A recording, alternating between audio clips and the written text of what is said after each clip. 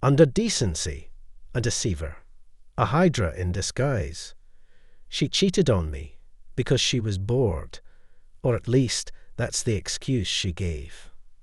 5 years ago, I got a position as a manager in a German company. I plunged headlong into working in our branch and quickly won the favor of the management. For 6 months, I headed the department and traveled to Germany several times for internships. It was then that I met Kurt Grom, who held the same position as me, but in Berlin. Kurt was a tall man in his late 40s, with a neat bald spot that somehow added to his charm. He carried himself well, spoke eloquently, and was able to keep up a conversation. Every 3 years, he made a trip to our city. Kurt was deeply interested in preserving his family's history, and we often found ourselves involved in discussions about historical events. Surprisingly, he spoke English fluently. He had to learn it, since few people in our city spoke German. A few years ago, Kurt's Berlin department planned an expansion. Unable to manage everything alone, he recommended me for the deputy position. The offer was enticing, and I accepted the chance to relocate to Berlin. At home, I broke the news to my wife. "Scarlett, Kurt wants me to become his deputy in the Berlin office. How do you feel about moving to Germany?" She beamed with excitement, responding without hesitation. "Of course, Wojteczka, I'd love to move." We stayed in an apartment in a nice area of Berlin known as Marzahn. The area, which was once part of East Germany, was dominated by panel houses typical of GDR architecture. Scarlett wasn't thrilled about where we were going to live. "Could you find a place to live somewhere else?" "Scarlett, it's just for a while. It's going to take us a while to get comfortable, and this block is perfect for that." Marzahn turned out to be a convenient choice. Adjusting to life turned out to be surprisingly easy. I quickly got to know the neighbors, and one of them, a Kazakh named Nurli, stood out among them. He and his wife Elmira, Russians by nationality, worked as janitors. The lush flower garden at our entrance was their pride and joy. It gave the place a cozy charm. Nurli lived just a floor below us.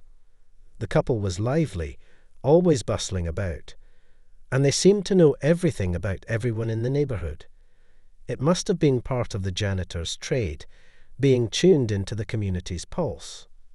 One evening, Kurt invited himself over for a visit. A bachelor, he was clearly hungry for companionship. Over tea, he launched into one of his passionate monologues about his great-grandfather. The fact that Philip Gross went to war was pure bad luck. He was an exceptional cheesemaker, but he was conscripted. What a waste of talent. Then he moved on to a colourful description of our city. It's an unusual city. Right in the middle of it, there are these factories spewing red smoke. Everyone just breathes it in like it's normal. And the summers, absolutely brutal. Never set foot there in June. By the way, Kurt added casually, "My friend Eleanor is coming to visit us next week." From the very first time Kurt visited, I couldn't help but notice how much attention he paid to my wife. "Frau, you are such an amazing woman. Dylan must feel like the happiest person in the world." He got into the habit of kissing Scarlett's hand, and she always responded with a warm smile. At the time, I attributed it to European etiquette, a harmless display of politeness. At least that's what I thought. Gross had left for Düsseldorf on business for 5 days. I booked an earlier return flight, opting for a daytime one instead of the evening. As I was heading up the stairs, I ran into Kurt. "What are you doing here?" He gave me a casual smile, patting me on the shoulder, and replied, "Oh, I just came to kiss Frau's hand. You know, just a friendly gesture.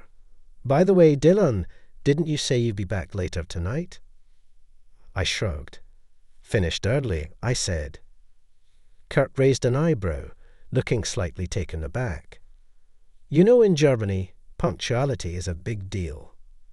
If you finished your work early, it means you didn't do it properly, or maybe you didn't finish it at all. Just something to keep in mind for the future. When I entered the apartment, I immediately saw the confusion on Scarlett's face.